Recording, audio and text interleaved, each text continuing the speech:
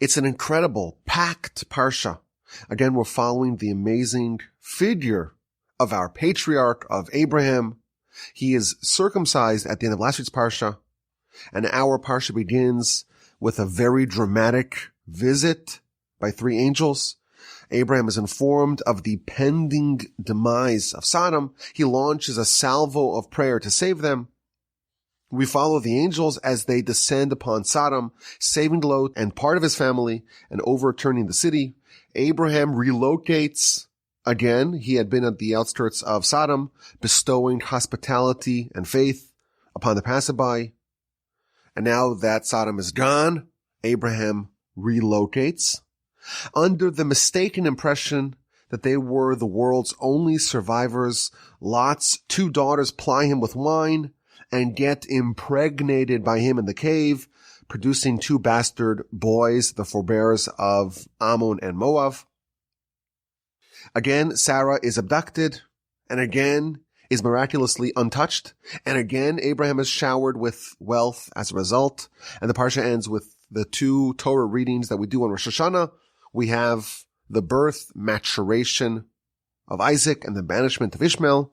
And finally, the Parsha ends with the most dramatic episode of them all, the binding of Isaac. It is an epic Parsha with an incredible smorgasbord of juicy subjects to explore. Let's begin. Today we have something very special on tap. We're going to start with an amazing idea from the end of the Parsha, from the episode of the binding of Isaac. And we're going to tie it in to a lesson that we're going to draw from the beginning of the Parsha. And that lesson will serve as a fundamental insight that I think could really ground us to understanding what it is that we're here to do. And we're going to cap it off, please God, with an amazing question, a question that will make us smarter, more intelligent, and maybe even more handsome and beautiful. Let's begin. The Parsha ends, of course, with the episode of the binding of Isaac. God tells Abraham, take your son, your only son, your beloved son, take Isaac, and offer him as a sacrifice on Mount Moriah. And Abraham dutifully obeys. He takes his donkey, he takes the two youngsters with him, and they travel for 3 days until they arrive at the mountain. Abraham and Isaac ascend. The two other ones remain below with the donkey. They prepare everything for the slaughtering of Isaac to fulfill the word of God. They assemble the altar. Abraham is all ready to go. Isaac is affixed to the altar. And at the last moment, the angel cries out from heaven, stop, don't do it. Instead, use this ram that is moving around, thrashing about in the thicket. Abraham disentangles the ram and offers it in Isaac's stead. Now, the Midrash tells us that this journey, this 3-day journey to get to Mount Moriah, was an eventful one. For 3 days, the Satan was trying to torpedo this. He knew that if Abraham succeeds in this final test of the 10 tests, this would give the nation of the Jewish people, of Abraham's descendants, tremendous merit, a reservoir of merit that they can forever draw upon. And he wanted to stop it. So he presented all sorts of obstacles along the way. And the Midrash tells us that he first came to Isaac. And the Satan appeared to Isaac in the form of a youngster, like Isaac himself. And the Satan, impersonating a youngster, tells Isaac, where are you going? Well, I'm going to study Torah, Isaac responds. Are you going to study Torah in your lifetime or after you die? So Isaac responds, well, how could you study Torah after you die? So the Satan tells him, don't you know what Abraham has in store for you? Your dad wants to execute you. He wants to slaughter you. He wants to offer you as a sacrifice. Don't do this. Don't go with him. Don't travel. He's dangerous. Don't go with your father.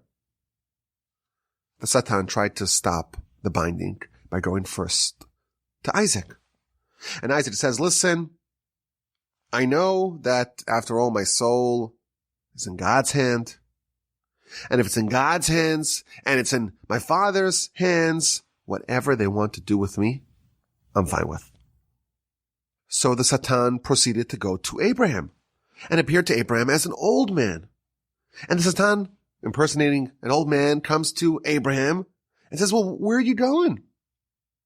So Abraham responds, I'm going to pray. So why do you need those paraphernalia of a sacrifice with you? Why do you need the wood, the sticks, the trees, the fire, that really razor sharp knife that you have with you? Why do you need that? So Abraham tries to deflect and says, well, we might be here for a while, and I prepared a barbecue. I might need it for some other purpose. So the Satan persisted. A man like you were given a son after so many years. You were almost 100 years old. You were 99 years old. And Sarah, what a miracle. She was 90. Now you're gonna kill your own son. This precious soul. Isaac, you're gonna snuff this soul out. Don't you know that you'll be forever judged for this?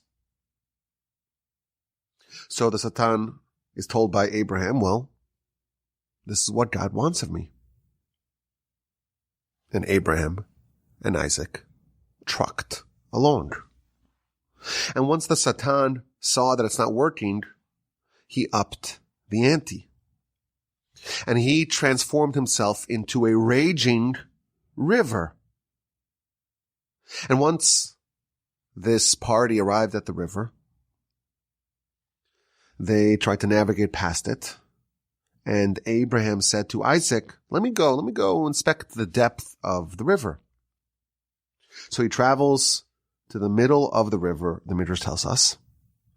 And the water is just up to his knees. It's easily navigable by foot.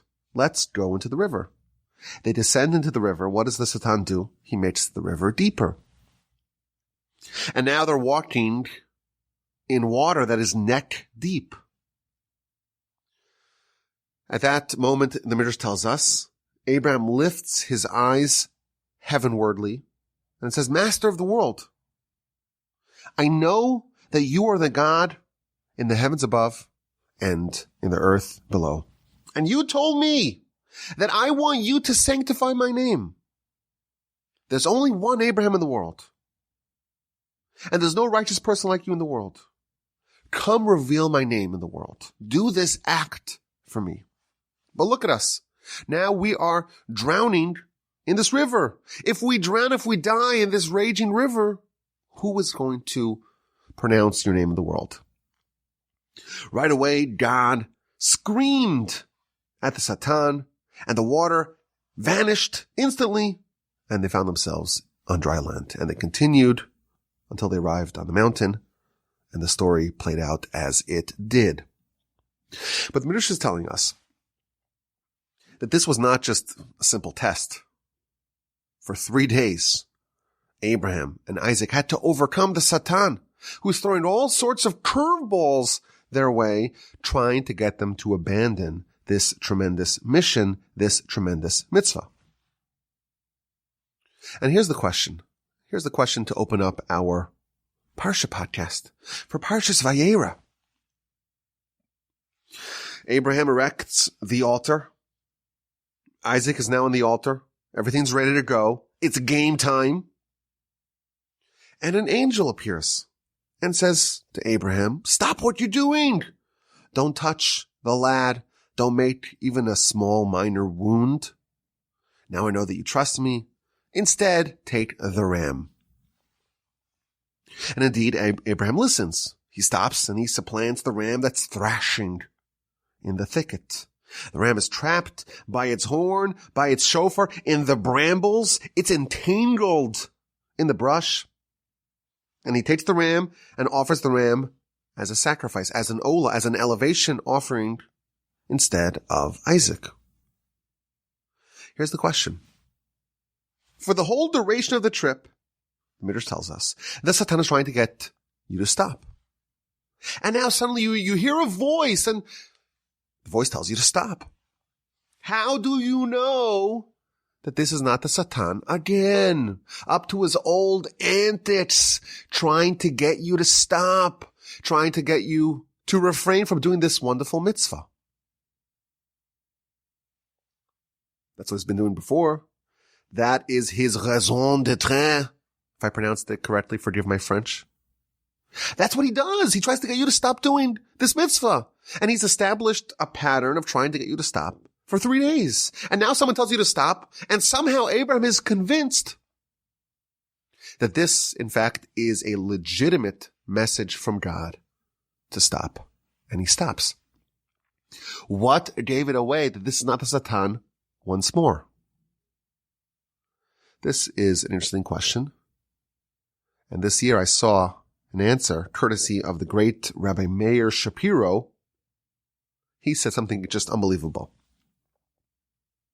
Abraham saw that the ram that he was to supplant Isaac with was trapped. The verse tells us it was caught in its horns, in the branches, in the thicket, in the brambles. And Abraham had to go and skillfully navigate it free of those branches. He had to disentangle the ram that was all caught up, thrashing about. If the Satan is trying to get you off the path, he is going to make it very, very easy for you to abandon the path. Once Abraham saw that the path that was presented to him demanded that he has to disentangle and navigate and free and loosen the ram that was all knotted up, all tied up in the thicket, he knew that this in fact was the right path. Because the right path is going to be a little bit hard. The Satan, the Yetzer Hara, is always going to try to make it super duper easy. Just choose this. Just abandon this. Just veer off the path. If this ram was the handiwork of the Satan, it would have been delivered to him on a silver platter. It would have walked over to him gently, placidly, timidly, tepidly, and offered itself. When Abraham saw that he needed to disentangle the ram to navigate it free of the trees, he knew that it's possible this in fact is from Hashem. This is not from the Satan, and in fact, the Almighty wants him to go down this path. What an incredible idea to get our Parsha Podcast started. The essence of a mitzvah, we can say, is a certain repudiation of the Yetzer Hara, alternatively called the Satan. By definition, there should be some degree of difficulty in advancing our spiritual agenda. By definition, if we are advancing, if we're doing what Hashem wants of us at a given time, there's going to be some element of overcoming challenges. The path of the Yetzer Hara, the bad path, the path of the Satan, will invariably be the easy way out. If we are constantly advancing, if we are constantly conquering new territory that had previously been the domain of the Yetzer Hara, of the Satan, that was previously inaccessible to us, was beyond us, by definition, there's going to be some resistance. If we're going to elevate ourselves, if we're going to transform ourselves, if we're going to do what the Almighty wants of us to become greater people, bigger people, more spiritually sensitive people, people who are more righteous, that's going to entail a certain degree of overcoming, of difficulty. What an incredible insight. What an idea to get started our Parsha. But I want to take this a bit further. I want to probe this idea a bit deeper. When we do a mitzvah, when we overcome the Yetzer Hara, we overcome the stasis and stagnation and status quo of who we are and become bigger people. We elevate ourselves. We transform ourselves. What are the consequences of that? To answer that question, I want to look at the beginning of the Parsha. And I want to examine Abraham's interaction with the three guests, who we later discover are angels, masquerading as weary travelers. Abraham's going to bestow tremendous kindness to these three angels in a way that we will see is kindness unmatched by any other documented instance of kindness. And we're going to see the tremendous consequences, the after effects of Abraham's superlative kindness. Now we know that Abraham, he's eternally associated with kindness. The verse tells us, Chesed la'Avraham, the kindness is for Abraham. And the Talmud tells us that Abraham used his kindness as a means to promote and to advance his efforts to spread monotheism. He positioned his tent with 4 entrances to be able to scoop up any passerby, any traveler, and to bestow upon them kindness and hospitality, to give them a sumptuous meal. And when it was done, he taught them about faith. They wanted to thank him for his tremendous kindness and hospitality. And he says, don't thank me. I didn't do this. I didn't make these animals that you ate. I didn't make this water that you drank. I didn't do anything. You have to thank God. And if they refused to repudiate their idols, if they refused to acknowledge God, Abraham would compel them. He would say, otherwise you got to pay. You got to pay for this 5-star meal that I gave you. And that would convince them. And this is how Abraham created his movement. It was with kindness. And the Talmud tells us that Abraham's kindness was perpetuated to his descendants. The Talmud of the book of Yevamos, page 79a, tells us that there are 3 identifying qualities of the descendants of Abram, Isaac, and Jacob. From each one of our illustrious antecedents, from each one of the 3 patriarchs, we received one eternal quality. Baishanim, to be bashful, Rachmanim, to be merciful, and Gomlei Chasad, to be hospitable and kind. These 3 qualities became natural, inherent, and inborn in their descendants. From Abraham, we got our predisposition towards being kind. The kindness of Abraham was so deeply embedded in his DNA, it forever became expressed in his descendants. By contrast, last week we talked about Lot, that his kindness was not perpetuated in his descendants. It was not bequeathed to those that came after him, but that's Lot. Abraham, all of his descendants are kind and hospitable. In fact, even Ishmael, we know that the Ishmaelites, they also excel in kindness and hospitality. Why? They're descendants of Abraham. But in our Parsha, we see an episode of Abraham's kindness and hospitality that the Torah chooses to showcase. And when we examine it carefully, I think we will conclude that this is the greatest act of kindness and hospitality ever recorded. At the end of last week's Parsha, Abraham was circumcised at the age of 99. And our Parsha begins with Abraham sitting at the entrance of his tent in the heat of the day. Of course, the Torah is not making small talk. It's not chatting about the weather. Rashi tells us that God removed the sun from its sheath. God made it unnaturally and oppressively hot. And the reason why is because Abraham is recuperating. And Abraham, every day of his life, was engaging with all the passerby, giving them kindness. But Abraham needs to rest. Abraham needs to recover. So I'm going to make it so hot, says God, no one will be traveling. And therefore, Abraham won't have any passerby and won't be encumbered with work. And he'll finally get a few days of rest to recover from his surgery. But Abraham is sitting at the entrance of the tent. He is still awaiting guests. And he's distraught. He's distraught at the dearth of guests to bestow hospitality upon. And therefore God sends him facsimile guests, fake guests, angels masquerading as guests in order to appease him, to give him some opportunity to do kindness.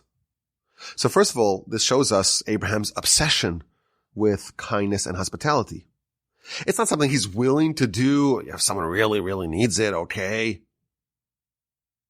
This is something that he did with such regularity and consistency that when he wasn't able to do it, he experienced pain. He was distraught at the inability to give kindness. This is a very different level of a relationship with hospitality than we're accustomed to. He had transformed himself into someone who lived to help others. And when he was unable to bestow kindness, he was distraught. Now, if we look at what he actually did, it's just unbelievable. He's 99 years old. His physical condition is really bad. He's recovering from surgery.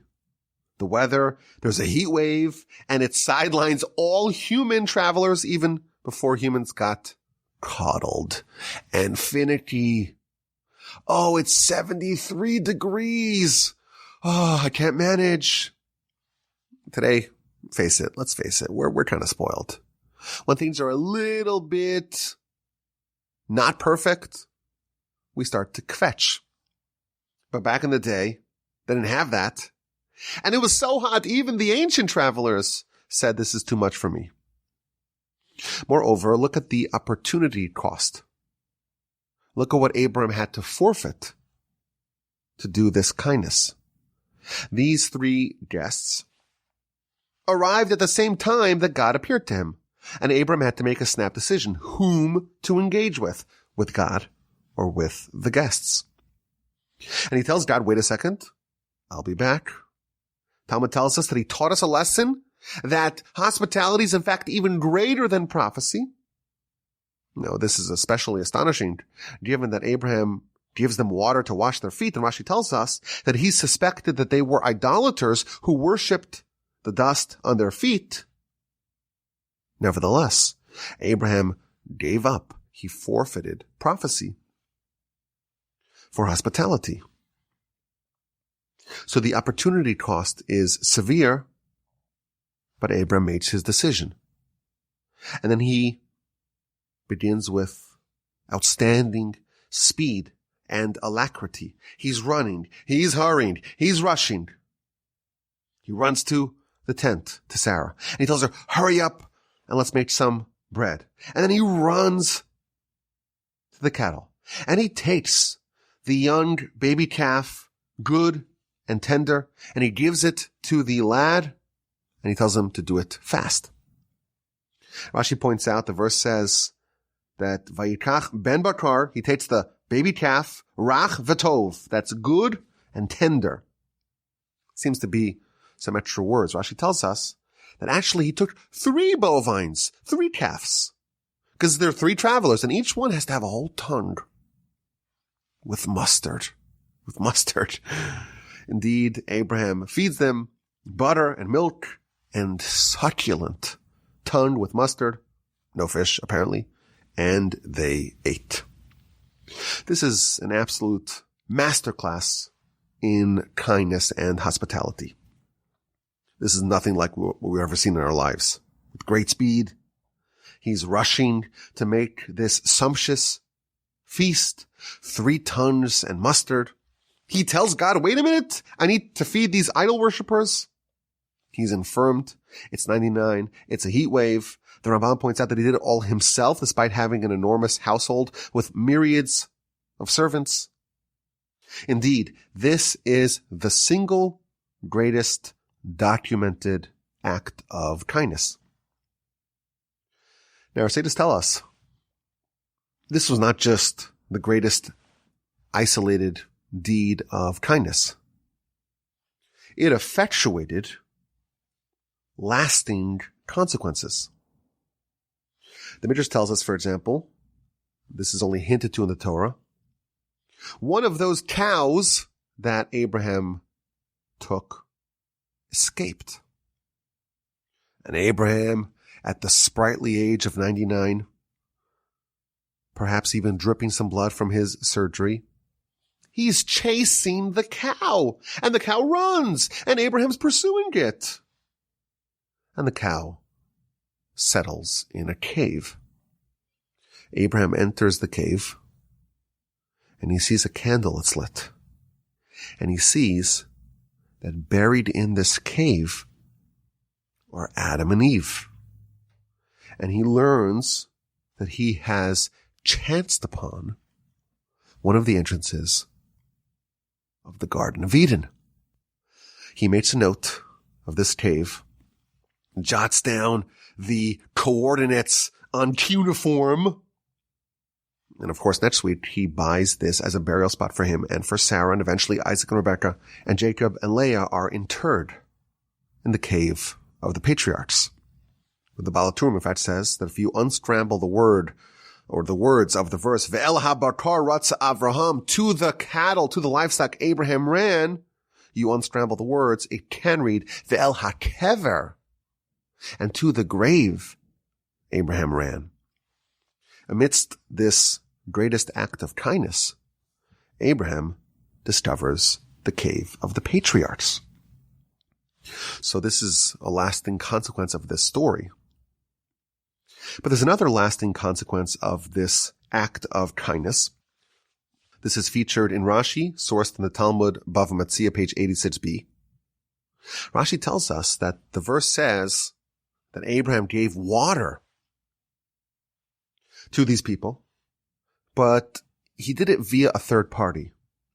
Yukach na me'at mayim, may some water be taken for you so you can wash your feet. Rashi tells us that he did it with an emissary, with a messenger. And the Almighty repaid his sons, his descendants, also with a messenger. As the verse says, and Moshe lifted his arm, and he struck the rock. The Talmud tells us that everything that Abraham did himself, they were rewarded by having God tend to Abraham's descendants himself, except for the water. Why did our nation merit to have manna for 40 years and quail for 40 years and roving clouds of glory for 40 years and divine closeness and divine care for 40 years in the wilderness? Why did we merit that? Talmud tells us because Abraham, in this greatest act of kindness ever recorded, because he took care of the angels, God took care of his children. And whatever Abraham personally tended to the angels in those parallel areas, God personally, so to speak, God himself tended to the nation. But there's one thing that Abraham gave to the angels via an emissary, via a go-between, and that's the water. And why did God use an emissary to give the nation water? Of course, remember that Moshe struck the rock in order to get it to emit water. That's because when Abraham gave water to the angels, who he thought at the time were people, wary travelers, he used the go-between, he used an emissary, and therefore tit for tat, when God gave water to the Jewish people, it was also via an emissary. Now, if you play this out in your head, we know that Moshe was barred from entering the land because of the sin of him striking the rock. For the manna, Moshe was not needed. God himself delivered it. Why? Because the food was done by Abraham himself, and therefore the food for his children was done by God himself. And therefore there was no room for blunders when it came to the manna. But the water that Abraham did via an emissary, that was repaid to Abraham's descendants via an emissary. And once it's in fallible human hands, even if it's the hands of Moshe, there is room for a mistake, even a titanic blunder. And as a result, Moshe hit the rock instead of speaking to it, and therefore was barred from entering the land. And as we've spoken about in the past, whatever Moshe acquired was done eternally. And therefore the Torah that we have from Moshe is eternal. The Mishnah that we had from Moshe was never destroyed. But the conquest of Canaan was not done via Moshe, and therefore we can be banned. We can be expelled. We can be sent into exile from the land. Meaning that the roots of the exile and the destruction of the temple, they lie here. Abraham gives water via an emissary. Moshe in the wilderness gives water via an emissary. There's room for a blunder. Moshe is not allowed to enter the land. And therefore, we do not acquire it permanently. So, of course, this elevates the consequences of this story, this seemingly innocuous story of Abraham offering food and water to the angels. It elevates it to a much higher realm. And as an aside, why, in fact, did Abraham use an emissary for the water? So this week, my friend, the brilliant Rabbi Elchanan Shaf from Los Angeles, sent me a copy of his new book on the Torah called China V'Chista. And this morning, I was perusing it.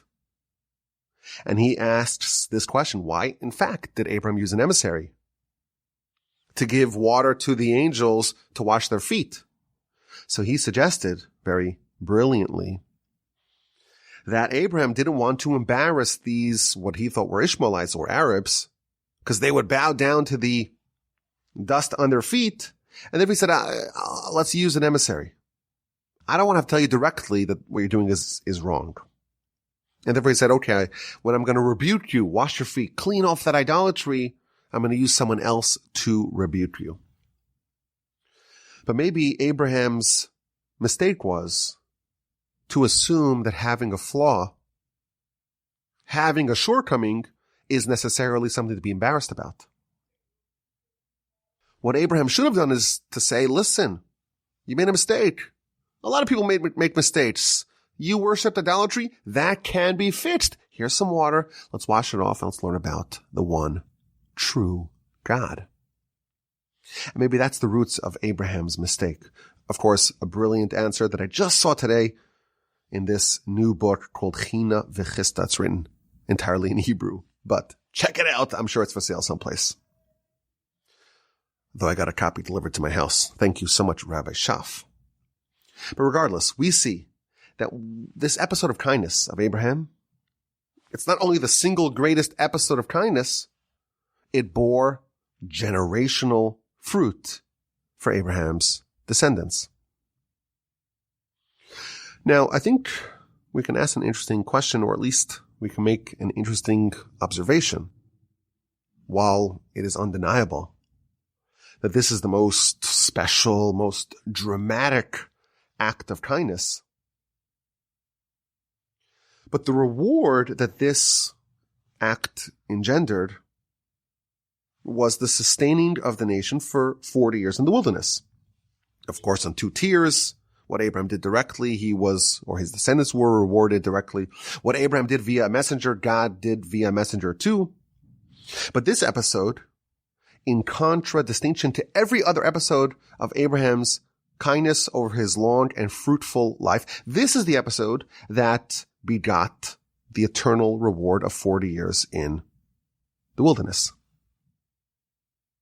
Of food, that is, for 40 years, of sustenance for 40 years in the wilderness. If you think about it, it's a little bit lopsided, asymmetrical. How many acts of hospitality do we imagine that Abraham did over the course of his lifetime? So we know, this is already evident in our Parsha, he did it every single day. Even when he was totally sick and recovering, he did it. So we can assume it was every day.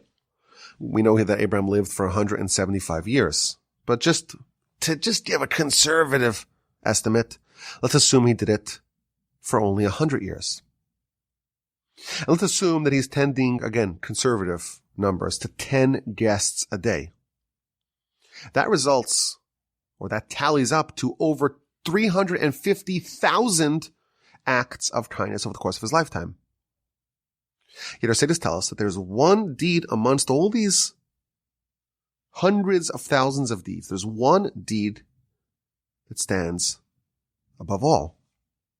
And this one deed, this superlative kindness, this deed alone carried sufficient merit to sustain millions of Abraham's descendants for 40 years.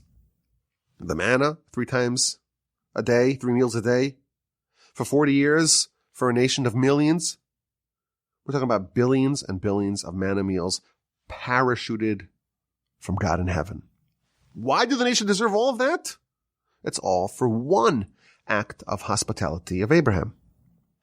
That one deed alone gave food and water, albeit via a messenger, for the nation for decades. Why is the distribution of reward so lopsided? Why is it so asymmetrical? For the countless deeds of kindness that Abraham did for the rest of his life, we don't see such eternal, such far-reaching consequences.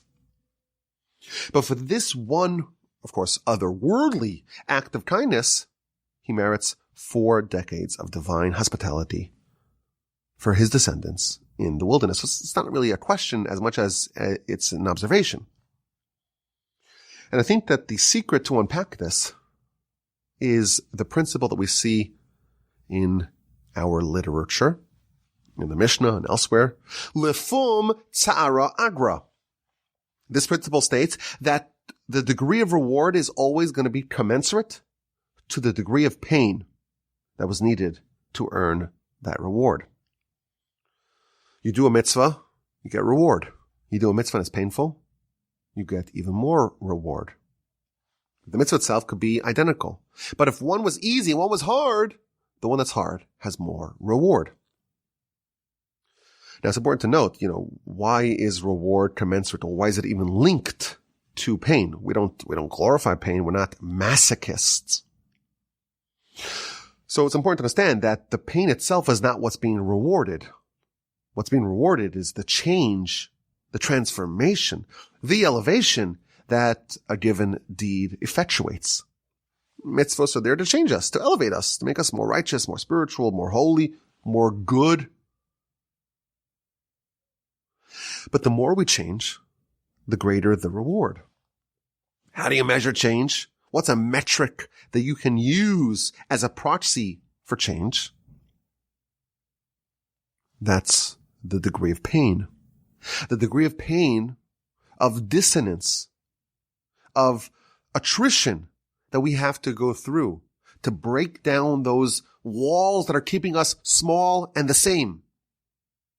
To batter through the resistance that we face, the uphill battle that we face with the Yetzer Hara. That's going to be a reflection. The more painful it was, the more we had to overcome, the more we've accomplished, and thus the more we are rewarded. At the end of the Parsha, we learned what the definition of a mitzvah is. The definition of a mitzvah is that it has to be some degree of difficulty. You have to navigate the ram out of the thicket. By definition, the mitzvah must have some degree of dissonance.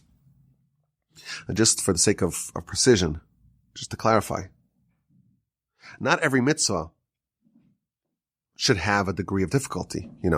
It's a mitzvah to withhold from murder. I really want to punch the guy. I really want to shoot him.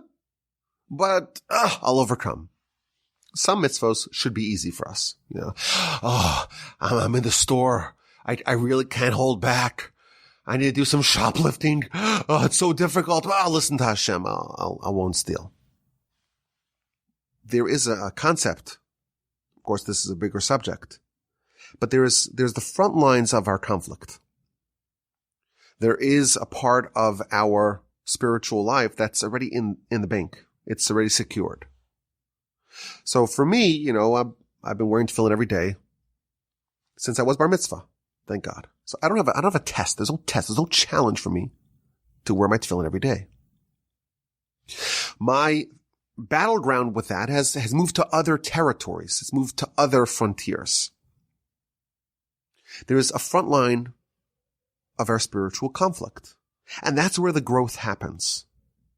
The area in which you find difficulty, you're dueling, you're squaring off with the Yetzer Hara, that's where it should be hard. The meeting point of where you are today and where you spiritually have not yet achieved You have to conquer territory from the Yetzer Hara. Those milestones are hard or painful. Changing the spiritual status quo, that's the uphill battle. And every inch is painful. And thus, when you have to endure pain and trial and tribulation to accomplish a certain goal, that pain indicates that you've changed. And the more pain, the more you've changed, the more robust that change was. And therefore, how do we find out how much reward, how much did you achieve? By the degree of pain. It's like exercise. You want to be lean and muscular and fit and metabolically healthy. It's going to demand some pain. You have to exercise, got to eat healthy, got to steer clear of the carbs. It's painful. Now, once you've accomplished a certain level, it becomes easier. And those future gains are going to be even harder. There's the low-hanging fruit. Once that's done, that becomes easy, but then the next frontier becomes harder, and so on. To be spiritually advanced, or spiritual exercise, if you will, we need to overcome challenges. We need to overcome the default, the status quo, the comfortable. We have to go against our nature. We have to resist temptation. We have to forego things that will draw us away from our elevated self. So that's this principle. The more pain, the more reward. But what is the rate of exchange?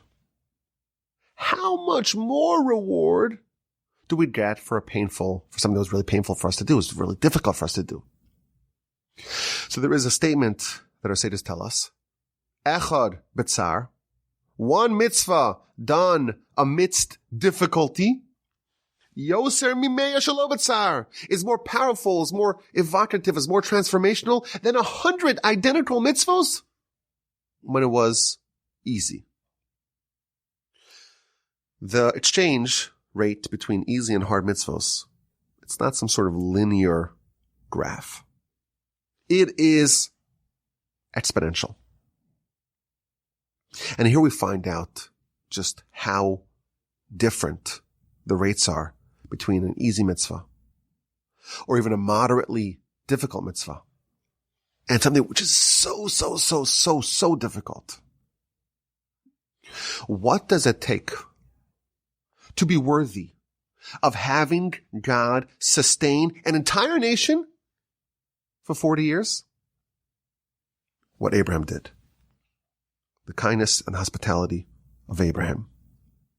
That one deed outweighed not 100 other acts of kindness, but hundreds of thousands of acts of kindness does not equal one deed done with such tremendous difficulty and such devotion and such commitment. The degree of difficulty that Abraham faced to do this mitzvah, it unlocked exponentially more reward, more than all the other deeds combined.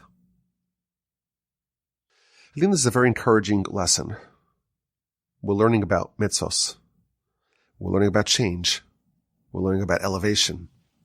We're learning about transformation and about the reward that they engender. We're here to work. We're here to conquer previously unheld territory. We're here to overcome the Yetzer Hara. We're here to battle, to wage war against that nefarious foe. If it's difficult, you can comfortably assume that you are heading in the right direction. If you have a fork in the road and you don't know which way to go, the one that's hard is quite likely, the one that's the correct choice. If it's hard, well, that's a sign of things working. It's supposed to be hard. But what if it's very, very, very hard? Very difficult. If you face an opportunity to do a mitzvah, and it's very inordinately difficult, you should know that you are being offered something very special. Should you accept, you may be unlocking something of tremendous, unparalleled, eternal value and consequence. You have to realize that when you have a very hard test, it can be compared to holding the winning spiritual lottery ticket. You have the massive jackpot within reach. Now, if you're listening to this in the future, not during this week of November 2022, you might have forgotten that the largest jackpot in all of lottery history was just done this week. Someone in California. We hope they're a Parsha Podcast listener so they can send us their tithing to torchweb.org. But we had the biggest lottery ever in America. Think about what it's like to win that drawing and to hold that ticket in your hand. When you have a very difficult test, you've won the spiritual lottery. You have an opportunity to earn billions of meals of manna from heaven for your descendants, for your people. You can earn the miracle of water coming from rock, enough water to give to the entire nation for 40 years. It's important to be aware of that, to be cognizant of this, because the degree of difficulty makes it that very few people can actually succeed in that. But this is what Abraham was presented in our Parsha. Really, his whole life, the whole Parsha and his whole life story is one of tests and transformation and elevation, unlocking level after level. But we see a little window, our sages revealed to us, that he earned enormous and dramatic reward as a result of these tests. And we should take this lesson to heart when we are given a challenge that seems so insurmountable. It may be that winning jackpot.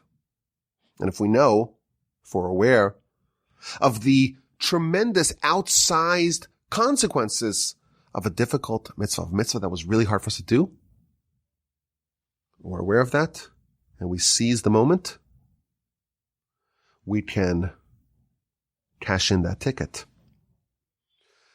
I'll give you one example from our sages.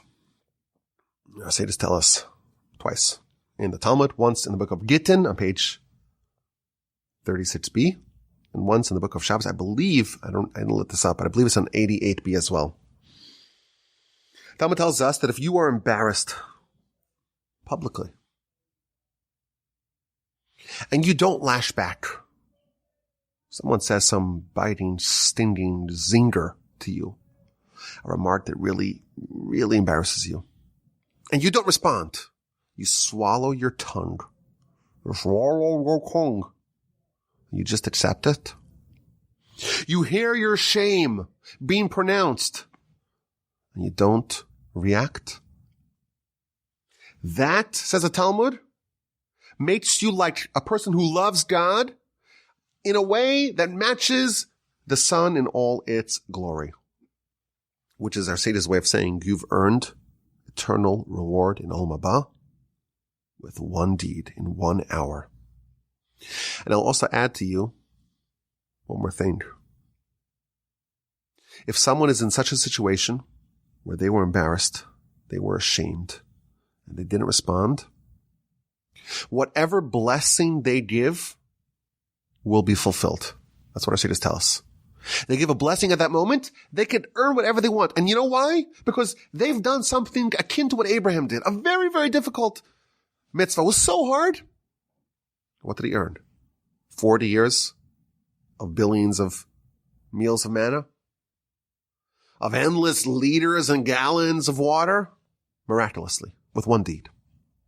Our sages tell us an example of such a deed: when someone embarrasses you, someone ashames you, someone says something so hurtful, and our instinct is to fight back and to lash back and to show them how they're really the terrible person. If someone knows you're aware of the fact that this is the jackpot, and you swallow your tongue and you say nothing, the reward is going to be so outsized. It's not going to be commensurate in a way that we would value. It's dimensioned the way God values it. It's totally lopsided. It's a deed worthy of Abraham. Whatever blessing you give at that time will be fulfilled, our sages tell us. You may be getting a winning lottery ticket. It's going to be painful. It's going to be hard. It's going to be very difficult. But cash it. Act accordingly. Okay, let's get to this week's IQ question. This is a question unlike last week. Last week's question was a eminently answerable question.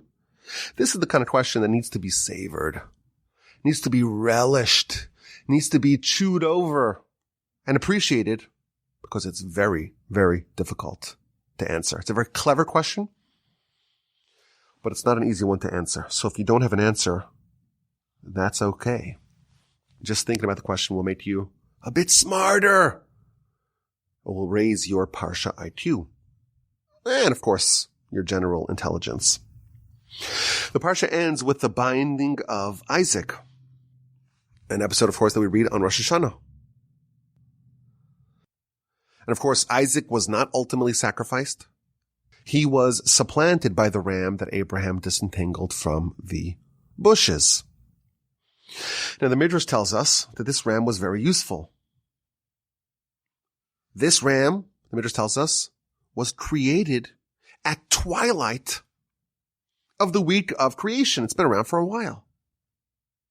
And after Abraham slaughtered it, he sacrificed it, he burned it, the ashes of this ram, that is the foundation upon which the inner altar in the temple was built.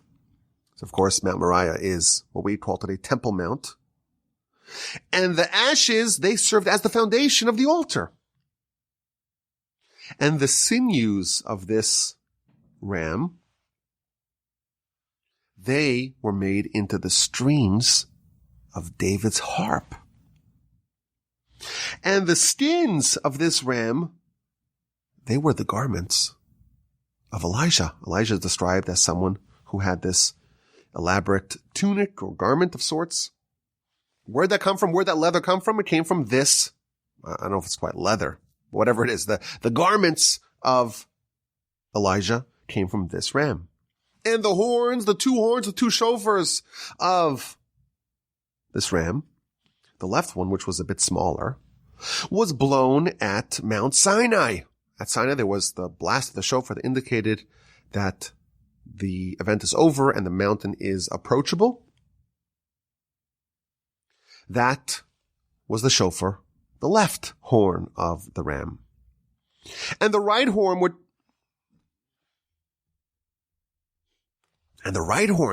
which is larger, that is lined in wait.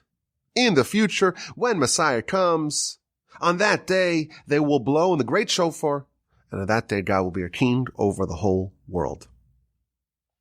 When you hear the sound of a shofar blowing, that may be heralding the arrival of Messiah. I once had a malfunctioning faucet in my bathroom, and it was making this whistling sound. I said, "Oh, is that the sound of the shofar? Is that the sound of the shofar? Is Messiah here?" It turns out it was just some bad plumbing. But that's what the Midrash tells us, that this ram, every part of it was used, and the horns, the left one, well, that one was used to blow the shofar at Sinai, and the right one, we will use it in the future. Now, here's the question that we have to savor. We have to just appreciate. We have to just enjoy. We know that Isaac was supposed to be offered as a sacrifice on this mountain, on this altar. What kind of sacrifice? There are a lot of different types of sacrifice as an olah, as an elevation offering. And instead, Abraham offered the ram as an elevation offering. Now, in the book of Leviticus, we read about the beginning of chapter 1, the very beginning of the book of Leviticus. It talks about the elevation offerings, the olah offerings. And the verse says that every single part, or almost every single part, of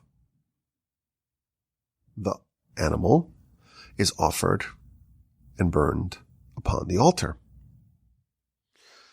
And the Talmud tells us, what does it mean? Every part is burned upon the altar. That's referring to the horns. If you offer a ram as an olah, as an elevation offering, you have to burn the horns. So here's the question. The Midrash tells us that Abraham offered this ram as a sacrifice, but somehow the horns endured, they remained. Abraham offered this animal as an elevation sacrifice, and the laws require that even the horns are burned. How were there leftover shofars? How do we have this ram of Abraham? Somehow those horns are still etched in somewhere. One was blown at Sinai and the right one, well, that's going to be blown in the future. If Abraham followed the rules, and we know that he did, the Olah offering, all parts of it, including specifically, the Talmud tells us, specifically points to the horns, those need to be burned. Why did Abraham not burn the horns of the ram? This is the question that, again, I'm not expecting an answer. It's a very clever and interesting question. It's one that we have to just appreciate. It's such a wonderful question. There are answers. And maybe sometime in the future, we'll talk about it. It may, in fact, be something which is more relevant to Rosh Hashanah. Of course, Rosh Hashanah, we blow the ram's horn to invoke the episode of the Binding of Isaac. But what a wonderful question to cap off a wonderful Parsha podcast.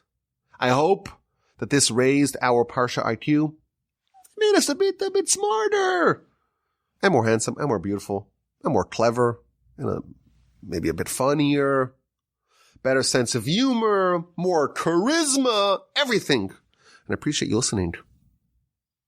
I'm saying goodbye, but I'm never really saying goodbye. Come on. You know, you can send me an email, rabbi@gmail.com, and it may take a while for me to get back to you, but I will get back to you, please God. Or you could come visit the glorious Torah Center in Houston, Texas. Come visit. Come pop and say hi. Send me an email, rabbi@gmail.com. Have an incredible day. A sensational and transformational and exuberant Shabbos upcoming. And please don't help with the Almighty. We'll talk again next week.